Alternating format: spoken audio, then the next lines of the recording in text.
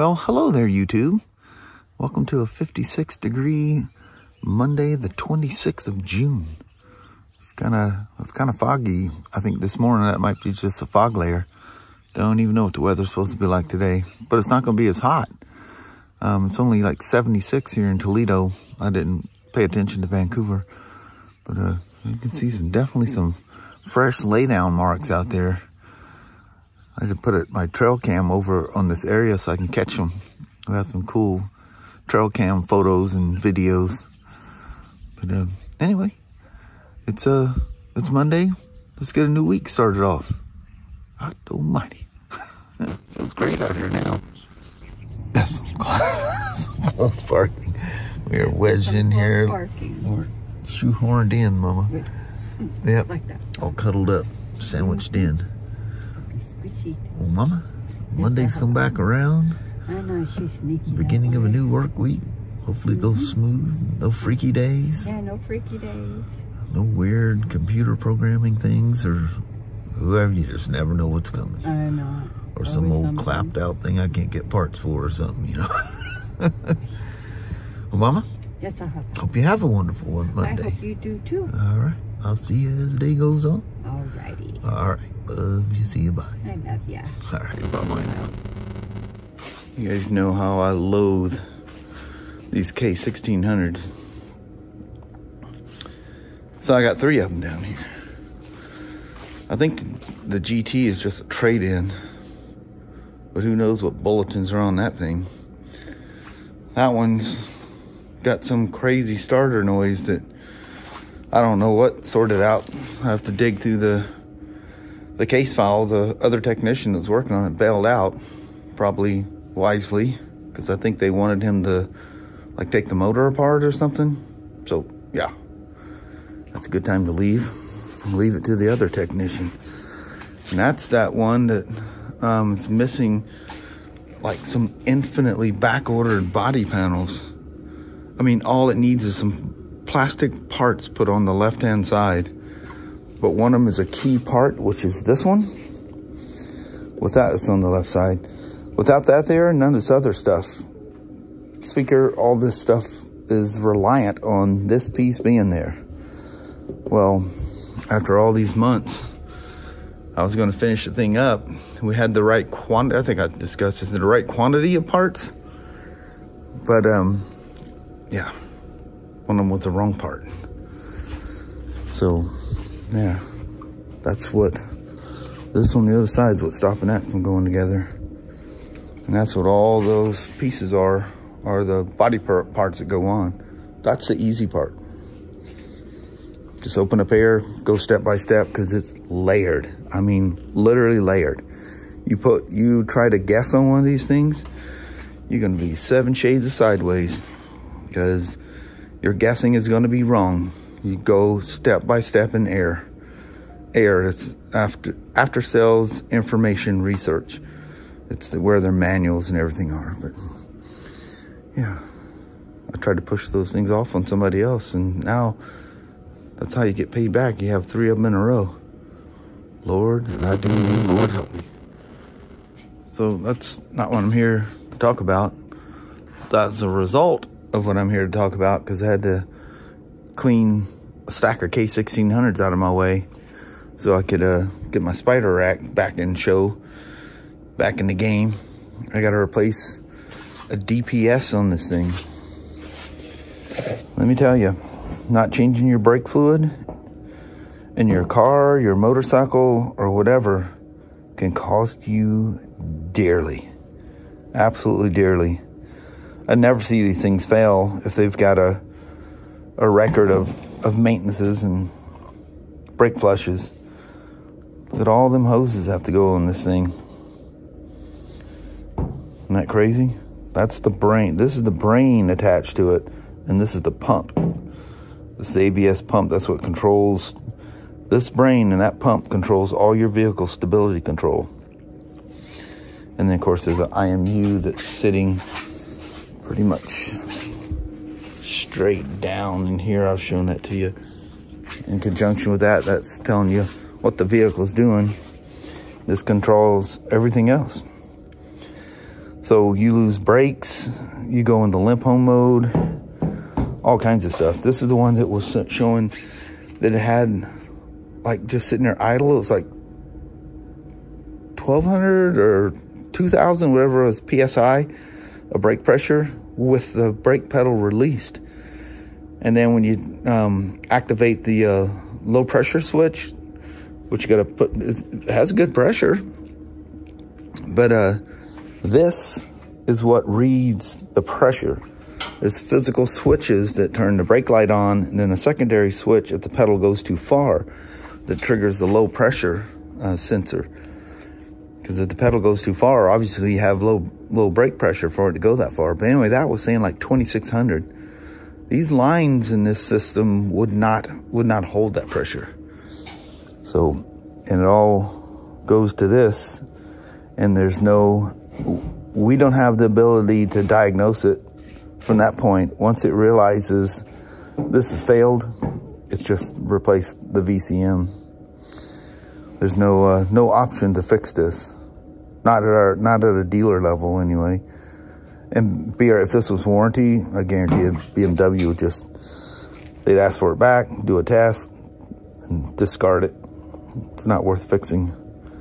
BMWs are famous for that, especially the touring ones. People just don't ride them enough, and the ABS goes bad. ABS on those is like $3,500. This one's, I don't know, just under $2,000, but a boatload of labor. It's a crazy amount of labor just to flush the brakes on one of these things. These are overly complicated. That's those proprietary things they had back then. Brimbos are great. You just flush them just like a regular brake. So if you have a 13 or newer Spyder, they all have Brimbos. 12 and back, dude. I love Spyders, but there's a point you just turn away. Run. No matter how good the deal, run away. But this guy's had this thing since new. He loves it, and he's willing to pay the price to get it fixed. And there we are. So that's what I'm on to. Well, I tell you what, there is nothing cool about getting the VCM out of a Spyder. There's a lot of hoses in very, very, very tight spots.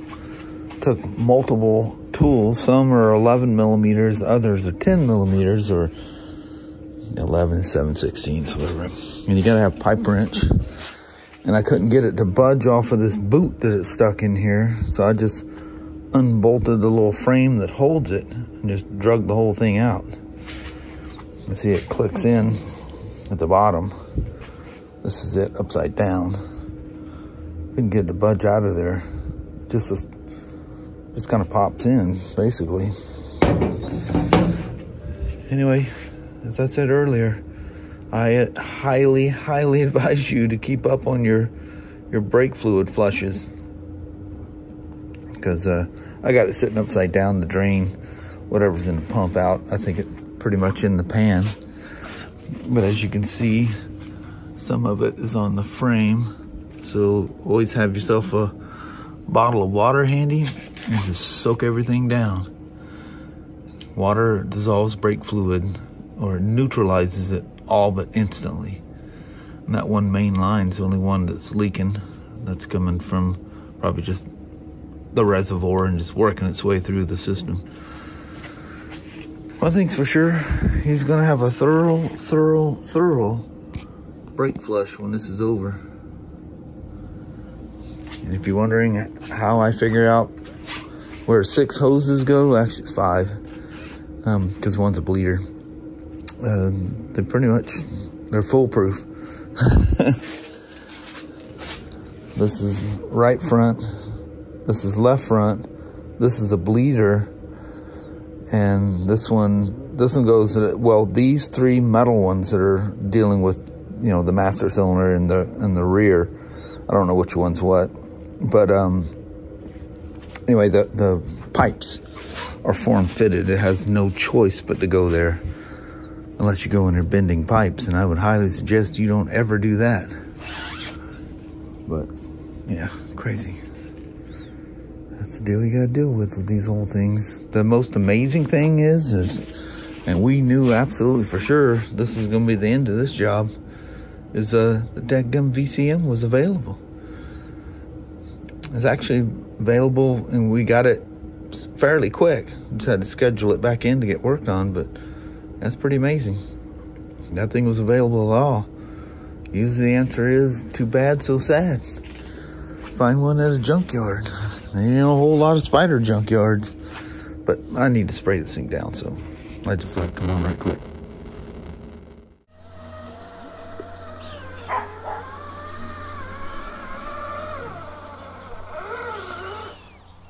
Amazing what a set of tires can do.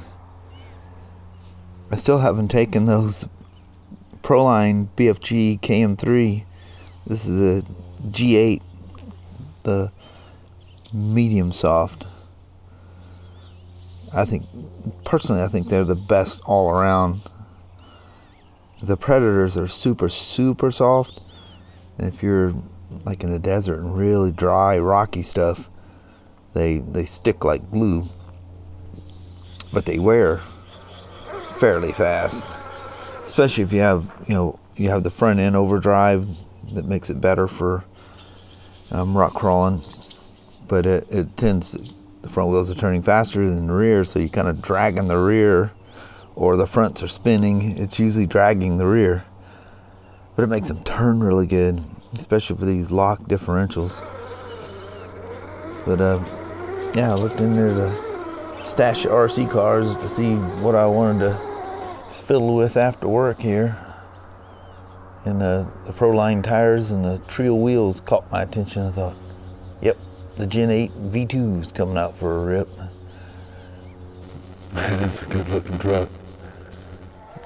I think I got this thing, that Fusion Pro, set up a little hot on this one. I thought I muted it down a little bit. I don't think I ever did. I think I meant to after I swan dived her to the ground out here that one day. Yes, she's touchy. She's got some horsepower. She wants to be unleashed. Oh, this hill over here is getting really interesting because of the crazy dog pit hole that it's Danny doing all that. That gum dog, I keep throwing it in, he pulls it back out. But at least it's gravel, he can't fling it flying. They dig a hole in the yard and it's just fine dirt and it goes all in the grass. You can't like scoop it up and put it back. Knock that dog out. This thing's kind of, well, I don't know. I'll give her the benefit of the doubt. Yep. She's digging in the back.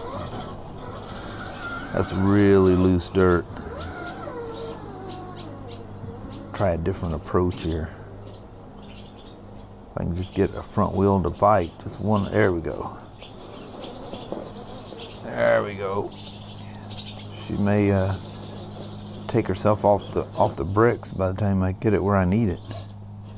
Just need to get that second tire to grab. There we go. Now we got a fighting chance. Come on.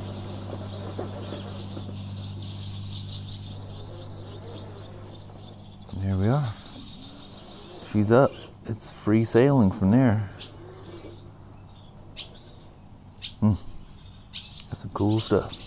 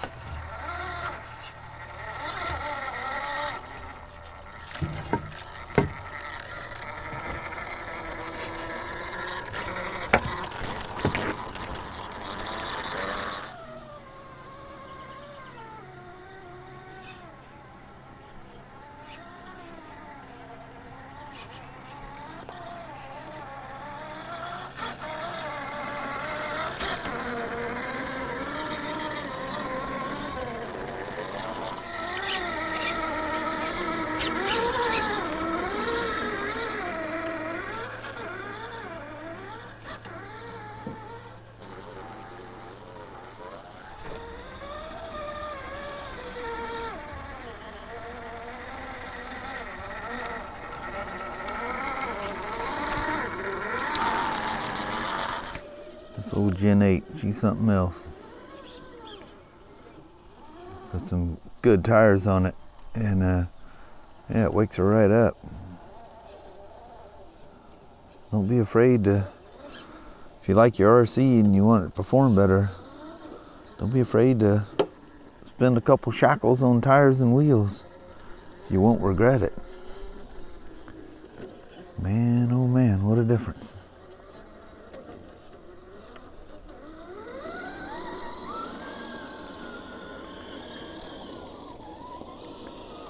Get out and get the lawn mowed this week. I think it's supposed to get pretty hot. I should have probably done it tonight, but I had other things I had to do. Got some dadgum BMW testing to do again.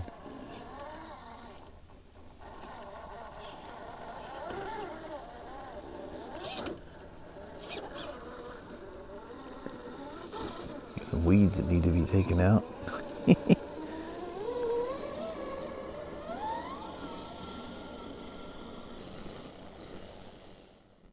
Well, hello there, YouTube.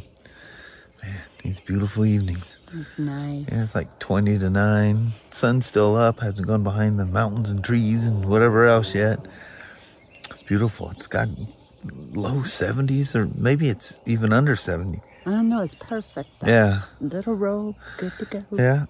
Just the windows open, no heaters, no air conditioning. Yeah, front doors open. Yeah, just the breeze coming through, hearing the birds and stuff about.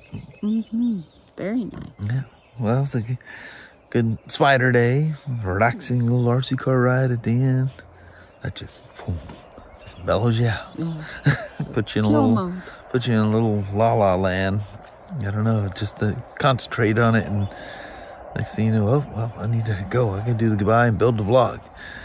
But anyway, on that, I think we're going to bounce. Alrighty, well, thank you guys so much for watching. We really do appreciate it. We will talk to you tomorrow. Same smoke time, same smoke channel. Don't forget to give your thumbs up, and you guys have an amazing Tuesday or Wednesday. Heck yeah. We'll do it again tomorrow. Yes. Appreciate you guys watching. Yeah. Bye-bye now.